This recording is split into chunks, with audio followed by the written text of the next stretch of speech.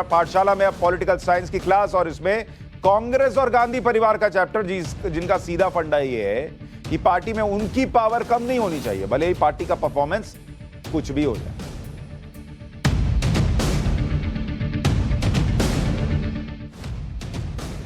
Election manager Prashant Kishor के Congress join करने पर सस्पेंस खत्म हो गया।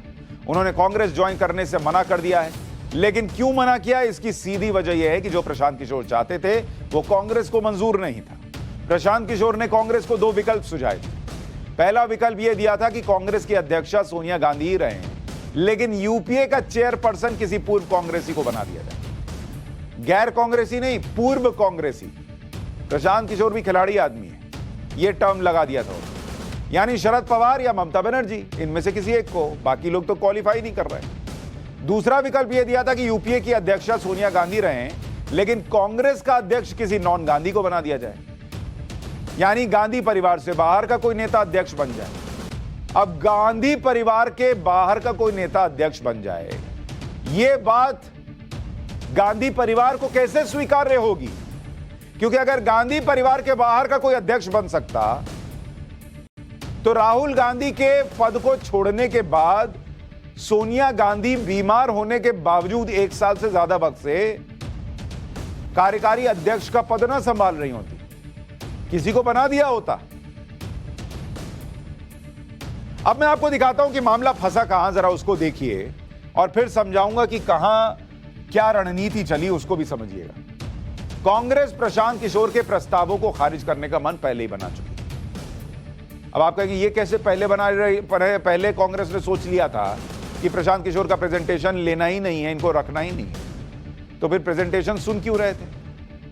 आऊंगा इसमें, लेकिन संकेत क्या है आप देखिए कि पहले से कैसे मन बना हुआ था। ये जो तस्वीर आप देख रहे हैं, ये आपको बताया था कि यहां अगर आप देखेंगे, जरा जूम करके दिखाइए इसको, कि यहां पर ये जो आप तस्वीर देख रहे हैं ना खाली, ये कहा था इन्होंने कि भाई अर्स्टवाइल आईएनसी लीडर कोई पूर्व कांग्रेसी को बनाइए और अध्यक्ष सोनिया गांधी को रहने दीजिए। ये इनको पसंद नहीं आया। कैसे? यहां तो मेरी फोटो होनी चाहिए। फिर उन्होंने कहा चलिए ठीक है, यहां आपकी फोटो लगा दी नीचे वाले में ऑल्टरनेटिव में, यहां किसी और को बना दीजिए नॉन गांधी को। तो इनको यह भी पसंद नहीं आया कि यहां मेरे बेटे की फोटो कैसे नहीं होगी, मेरा बेटा क्या करेगा फिर? तो बोला उनको तो बनाया लीडर ऑफ संसदीय बोर्ड। अच्छा, राहुल गांधी पैदा हुए हैं इतने दिन से पॉलिटिक्स में संसदीय बोर्ड का अध्यक्ष बनने के लिए, ये कोई और बनेगा? जाओ। प्रशांत किशोर के प्रस्तावों पर विचार करने के लिए सोनिया गांधी ने जो 8 सदस्यीय कमेटी बनाई थी, उस कमेटी में कौन लोग थे और उनके क्या ऐतराज था, उनको क्या परेशानी थी, वो भी जानिए। उस कमेटी ने अगले साल तेलंगाना में होने वाले विधानसभा चुनाव के लिए प्रशांत किशोर की कंपनी आईपैक और तेलंगाना में सत्ताधारी दल टीआरएस के बीच चुनावी समझौते पर आपत्ति जताई, जबकि प्रशांत किशोर ये सफाई देते रहे कि वो अब आईपैक से सीधे तौर पे नहीं जुड़े हैं। भाई, हमको तुम्हारा काम करना है, आईपैक कुछ और कर रहा है। कांग्रेस में वो किसी पद की उम्मीद किए बिना शामिल होना चाहते थे, लेकिन ये लोग मुद्दा बना रहे थे। कमेटी कह रही थी कि प्रशांत किशोर पश्चिम बंगाल, बिहार, तेलंगाना में कांग्रेस के विरोधियों का सहयोग कर रहे हैं। ऐसे में प्रशांत किशोर के साथ कैसे काम किया जा सकता है? मतलब पहले मन बनाए हुए थे कि इनके साथ जाना ही नहीं है। तेलंगाना में कांग्रेस के इंचार्ज मणिकम टैगोर ने 2 दिन पहले एक ट्वीट किया और लिखा कि ऐसे किसी भी व्यक्ति पर कभी भरोसा मत करिए जो आपके दुश्मन का दोस्त हो। यह उन्होंने ट्वीट किया, never trust someone who is friend with your enemy। Sonia Gandhi ने प्रशांत किशोर के प्रस्तावों पर चर्चा के लिए 8 सदस्यीय कमेटी बनाई। उस 8 सदस्यीय कमेटी में कौन कौन नेता थे आपको पता है? एक तो प्रियंका वाड्रा थी, तो वो तो गांधी परिवार की हो गई। बाकी थे पी चिदम्बरम, अंबिका सोनी, दिग्विजय सिंह हो गए, जयराम रमेश, मुकुल वासनिक, केसी वेणुगोपाल और रणदीप सुरजेवाला। ये सब लोग गांधी परिवार के वही करीबी लोग। सीधी बात है, गांधी परिवार और उनके दरबार के लोग ये नहीं चाहते थे कि प्रशांत किशोर जैसे किसी बाहरी व्यक्ति की कांग्रेस में एंट्री हो और वो व्यक्ति कांग्रेस को अपने हिसाब से चलाए।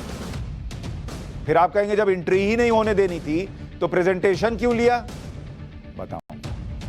प्रशांत किशोर के प्रेजेंटेशन और मीटिंग्स के बाद कांग्रेस नेता रणदीप सुरजेवाला ने एक ट्वीट किया जिसमें उन्होंने लिखा कि following a presentation and discussions with Shri Prashant Kishor, Congress president has constituted a empowered action group 2024 and invited him to join the party as part of the group with defined responsibility. उस ग्रुप का अध्यक्ष नहीं बनाया, बोला इसमें आ जाओ, शामिल हो जाओ. He declined. प्रशांत किशोर ने मना कर दिया. We appreciate his efforts and suggestion given to party. मतलब हमको अच्छा लगा तुमने सलाह दी, जाओ. लेकिन सवाल यह कि जब प्रशांत किशोर की बात ही नहीं माननी थी, कांग्रेस में लेना नहीं था, तो प्रशांत किशोर से बार बार बात क्यों हो रही थी भाई? क्योंकि प्रशांत किशोर को कांग्रेस नेतृत्व ने दो बार मीटिंग के लिए बुलाया. कांग्रेस के लिए प्रशांत किशोर ने डिटेल्ड प्रेजेंटेशन तैयार की. कांग्रेस के रिवाइवल के लिए 85 पन्नों की रिपोर्ट तैयार की. कांग्रेस को प्रशांत किशोर ने 600 स्लाइड्स का प्रेजेंटेशन दिया. प्रशांत किशोर के प्रस्तावों पर विचार के लिए कमेटी भी बनाई गई. प्रशांत किशोर के प्रेजेंटेशन पर 5-5 मीटिंग हुई. मतलब यही हुआ ना कि कांग्रेस सिर्फ यह दिखाना चाहती थी कि वो बदलाव के लिए किसी के भी प्रस्ताव पर विचार करने के लिए सीरियस है. क्योंकि कांग्रेस पर आरोप यह लग रहा है कि ये लोग कुछ करना ही नहीं चाहते, ये लोग बदलाव ही नहीं चाहते. एक वो G23 का प्रेशर चल रहा है, बाहर थू-थू हो रही है. तो एक काम करो, एक आदमी को बुला के उससे प्रेजेंटेशन ले लो. कम से कम बाहर ये दिखेगा तो कि हम लोग सीरियस हैं, कुछ कर रहे हैं. तब तक थोड़ा और वक्त मिलेगा अध्यक्ष चुनने के लिए. पीके ने 2024 के लिए कांग्रेस को 3 फॉर्मूले दिए. फॉर्मूला नंबर 1 में कहा गया कि पार्टी अकेले चुनाव लड़े, इसमें जीत की संभावना बहुत कम बताई, लेकिन भविष्य में जीत की संभावना है, यह बोल दिया. फॉर्मूला नंबर 2 दिया पीके ने कि जरूरत के हिसाब से गठबंधन कर लीजिए, इसमें भी जीत की संभावना बहुत ज्यादा नहीं है और भविष्य भी बहुत अधर में रहेगा. लेकिन फॉर्मूला नंबर 3 दिया कि पार्टी रणनीतिक साझेदारी करे, इसमें जीत की संभावना भी ज्यादा है और भविष्य में इफेक्ट भी ज्यादा मिलेगा. अच्छा, उन्होंने कांग्रेस को एक और प्लान दिया. इसमें कहा कि पार्टी 17 राज्यों की 358 सीट पर अकेले लड़े, 5 राज्य की 168 सीट पर रणनीतिक गठबंधन करे. और किससे किससे करे? महाराष्ट्र में एनसीपी से कर ले, शरद पवार की पार्टी से. बंगाल में तृणमूल कांग्रेस से कर ले, ममता बनर्जी की पार्टी से. आंध्र प्रदेश में वाईएसआर से कर ले, तमिलनाडु में डीएमके से कर ले. जम्मू कश्मीर और नॉर्थ ईस्ट की 17 सीटों पर लोकल पार्टियों से गठबंधन कर ले. लेकिन प्रशांत किशोर के सारे प्लान कांग्रेस ने फेल कर दिए, क्योंकि पूरी बातचीत आखिर में इसी बात पर अटक गई कि कांग्रेस का अध्यक्ष बनेगा कौन. वो फिल्म का डायलॉग नहीं है, कुर्बानी देगा कौन? तू देगा कुर्बानी. तो कुर्बानी हमेशा कांग्रेस में दूसरों को देनी होती है, उन्हें अध्यक्ष का पद छोड़ना पड़ता है. कांग्रेस का अध्यक्ष कौन बनेगा, यूपीए का अध्यक्ष किसे बनना चाहिए, यह रॉकेट साइंस है ही नहीं. ये तो नर्सरी के बच्चे को भी एडमिशन में टेस्ट के वक्त दे दीजिएगा तो वो भी लिख देगा कि कांग्रेस अध्यक्ष गांधी परिवार का बनेगा, यूपीए अध्यक्ष गांधी परिवार का बनेगा. और नर्सरी का बच्चा लिख देगा भाई. असल में कांग्रेस ने पीएम मोदी की बात को सही साबित कर दिया, क्योंकि पीएम मोदी लगातार ये कह रहे हैं कि देश में कई दल ऐसे हैं जो सिर्फ और सिर्फ परिवार के लिए काम कर रहे हैं. एक बार पीएम का वो पुराना बयान सुनिए, फिर आगे की बात बताता हूं. कि अभी भी देश में 2 तरह की राजनीति चल रही है. एक राजनीति है परिवार भक्ति की और दूसरी है राष्ट्र भक्ति की. केंद्रीय स्तर पर अलग अलग राज्यों में हमारे यहां कुछ राजनीतिक दल है जो सिर्फ और सिर्फ अपने अपने परिवार के हितों के लिए काम करते हैं. परिवारवादी सरकारों में परिवार के सदस्यों का स्थानीय निकाय से लेकर संसद तक में दबदबा रहता है.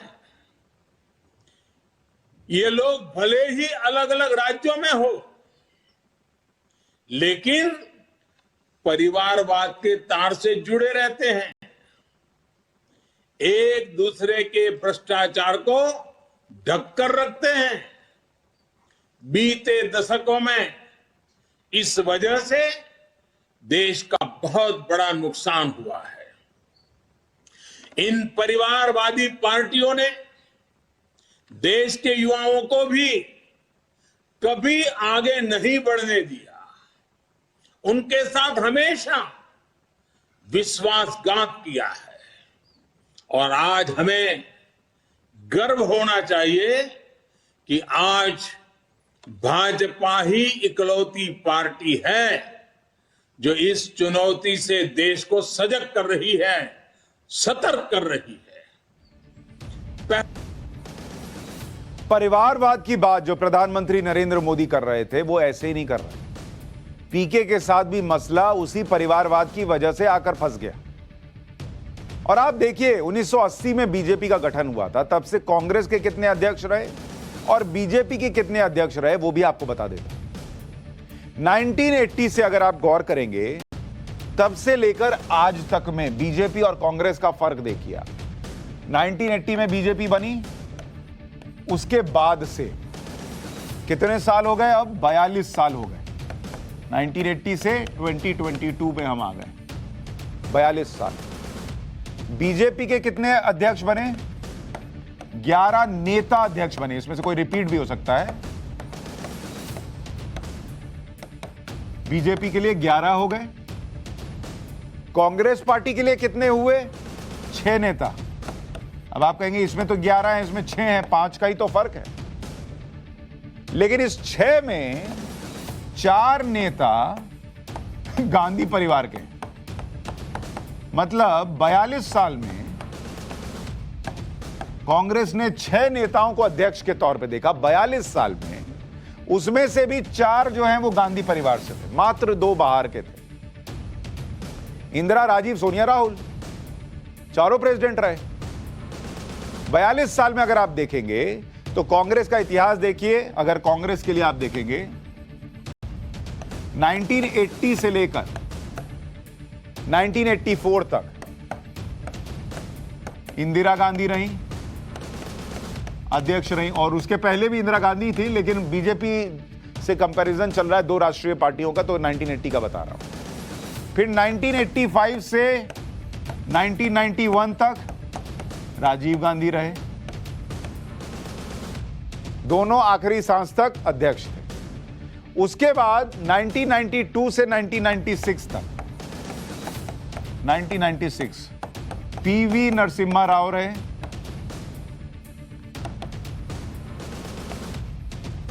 ये अध्यक्ष रहे। 1996 से 1998 तक सीताराम केसरी रहे, सीताराम केसरी ये अध्यक्ष रहे। और इनको अध्यक्ष पद से जो हटाया गया वो अपने आप में कहानी है कि कैसे इनको हटाया गया था, वो आपको अलग से किसी दिन बताऊंगा कि किसी को अध्यक्ष पद से इतना बेइज्जत करके भी हटाया जा सकता है। खैर 1998 से 2017 तक सिर्फ और सिर्फ सोनिया गांधी रही अध्यक्ष, सोनिया गांधी। उसका 17 से 2019 तक राहुल बाबा आ गए, राहुल जी। और फिर 2019 से लेकर 2019 से अब तक कौन है बताने की जरूरत नहीं है, सोनिया गांधी। यह है कांग्रेस पार्टी का वो इतिहास जिसमें आपको खाली इंदिरा गांधी, राजीव गांधी, सोनिया गांधी, राहुल गांधी यही नजर आएंगे। इसीलिए इन लोगों से ये पद, ये कुर्सी छूटती नहीं। प्रशांत किशोर दुनिया भर की बातें समझा कर आ जाएं, लेकिन कैसे छोड़ देंगे भाई अध्यक्ष पद? 42 साल से नहीं छोड़ पा रहे हैं, अब कैसे छोड़ देंगे? इलेक्शन मैनेजमेंट से पहले प्रशांत किशोर, उनके बारे में भी थोड़ा जान लीजिए कि ये प्रशांत किशोर कौन है। ये यूएन की एजेंसी यूनिसेफ के लिए काम करते थे। 2011 में वो गुजरात में नरेंद्र मोदी की टीम में सलाहकार के तौर पर जुड़े। फिर 2012 के गुजरात चुनाव और 2014 के लोकसभा चुनाव में नरेंद्र मोदी के इलेक्शन कैंपेन के रणनीतिकार बने। लेकिन प्रशांत किशोर उस रणनीति का हिस्सा थे, पर वो नरेंद्र मोदी को स्टैब्लिश नहीं कर रहे थे। नरेंद्र मोदी की हालत राहुल गांधी जैसी नहीं थी कि उनको स्टैब्लिश करना पड़े, लोगों को बताना पड़े कि ये आदमी कर सकता है। वो ऑलरेडी गुजरात के चीफ मिनिस्टर के तौर पे अवार्ड जीत रहे थे। चर्चा थी, माहौल बना हुआ था, कांग्रेस को हटाना है, इतना भ्रष्टाचार चल रहा था, अन्ना हजारे का कैंपेन चल रहा था, वो सब कुछ चल रहा था, वो दौर वैसा था। इन्होंने थोड़ी बहुत जो अपनी भूमिका निभाई और माहौल ऐसा बनाया जैसे इन्होंने ही नरेंद्र मोदी को जिता दिया, जबकि कहानी उल्टी है। उस जीत के बाद इनका करियर बन गया, लोगों को लगा कि अच्छा ये भी कोई एक चीज होती है, इलेक्शन स्ट्रैटेजिस्ट। हालांकि बीजेपी ने बाद में इनसे किनारा कर लिया, उनको लगा कि इसके बिना भी जीत सकते हैं, ये कौन सी बड़ी बात है, ये तो ऐसे प्रचार हो रहा है जैसे इसी ने जिता दिया। लेकिन प्रशांत किशोर उसके बाद अपने उस पूरे इकोसिस्टम की मदद से माहौल बनाकर कि मैं ही सब कर रहा हूं, बीजेपी के विरोधियों से जुड़ते चले गए। 2015 में बिहार में नीतीश कुमार की जेडीयू के लिए सफल कैंपेन किया, लेकिन किस पार्टी के लिए किया? उस पार्टी के लिए किया जिसमें नीतीश कुमार ही सर्वे सर्वा है, जो बोल देंगे वही होगा। 2017 में पंजाब में कांग्रेस के लिए सफल कैंपेन किया। पंजाब में कांग्रेस तो थी, लेकिन वहां वही चलता था जो कैप्टन कहते थे, तो कैप्टन के लिए एक तरीके से काम किया, कांग्रेस के लिए सीधे सीधे नहीं किया। 2017 में यूपी में कांग्रेस के लिए कैंपेन किया तो नाकाम रहे। 2019 में आंध्र प्रदेश में वाईएसआर कांग्रेस के लिए किया, वाईएसआर भी वही पार्टी कि एक ही आदमी चला रहा है। 2020 में दिल्ली में अरविंद केजरीवाल की आम आदमी पार्टी के लिए सफल कैंपेन किया, वहां भी अरविंद केजरीवाल की ही चलती है। 2021 में बंगाल में ममता बनर्जी की टीएमसी के लिए सफल कैंपेन किया, वो भी एक वन मैन शो है वहां, उस पार्टी में भी। वन मैन शो वाली पार्टी में चीजें अपने मन से करा लेना आसान है। प्रशांत किशोर सोच रहे थे कि कांग्रेस में भी वो कर लेंगे, वो वन मैन शो ना हो, वन परिवार शो भले हो, लेकिन वहां दिक्कतें 10 हैं। वहां गांधी परिवार के लिए कहा जाता है कि गांधी परिवार इसलिए इतने साल से है और कोई दूसरा नहीं आ पाता, क्योंकि बाकी इतने वहां पर पुरोधा बैठे हैं अपने अपने हिसाब से कि दूसरा ना बन जाए, इसलिए इनको ही बना के रखो वाला हिसाब चलता है। और वहां भी एक दूसरे की काटने वाले बहुत बैठे हुए हैं। तो प्रशांत किशोर के लिए वो स्थिति नहीं थी जो बाकियों के लिए थी, मतलब बाकी पार्टियों के साथ उनके लिए थी। प्रशांत किशोर ने कांग्रेस को उन पार्टियों जैसा समझ लिया था जिन पार्टियों के वो चुनावी मैनेजर पिछले कुछ सालों में बने थे, लेकिन कांग्रेस अब भी उन पार्टियों से कहीं बड़ी है, ये भी याद रखिए। ममता बनर्जी भले सपना देख रही हो देश में प्रधानमंत्री की कुर्सी पर पहुंचने का, लेकिन आप देखिए जो स्थिति है, 2019 लोकसभा चुनाव देखिए, लोकसभा इलेक्शन, कांग्रेस को देश भर में कितने वोट मिले पता है? कांग्रेस को 12 करोड़ वोट मिले थे। और जिन छोटी छोटी पार्टियों को प्रशांत किशोर लेकर आ गए कि इनका यूपीए चेयरपर्सन बना दीजिए या इनके साथ गठबंधन कर लीजिए और फलाना ढिमकाना, उसमें मान लीजिए, अभी तो खैर उन्होंने जेडीयू का नहीं कहा, लेकिन उन्होंने जेडीयू के लिए काम किया। जेडीयू को कितने वोट मिले थे? 89 लाख, 1 करोड़ वोट भी नहीं मिला। टीएमसी को कितना वोट मिला? 2.5 करोड़, 2.5 करोड़ वोट, कांग्रेस से बहुत पीछे। वाईएसआर कांग्रेस, इसको लोकसभा चुनाव में कितना वोट मिला था? 1.5 करोड़। ये लोग कोई हैं कांग्रेस के सामने बताइए? और ये प्रशांत किशोर सोच रहे जैसे इनको कंट्रोल किया वैसे कांग्रेस को करें। आम आदमी पार्टी को इनको 26 लाख वोट आया था। तो आप छोटी छोटी पार्टियों को कंट्रोल करें और सोचें कि फिर कांग्रेस के साथ भी वही बर्ताव कर देंगे, ये नहीं ना चलेगा। तो कांग्रेस पार्टी की अपनी परेशानियां हैं, वो उससे निकलना नहीं चाहते।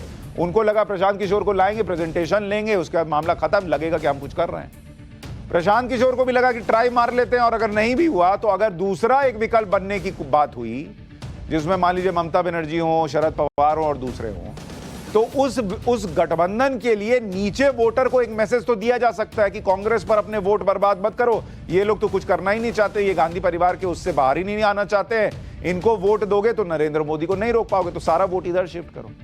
सब अपना अपना फायदा देख रहे हैं, अपना अपना हिसाब देख रहे हैं। देश कहां है?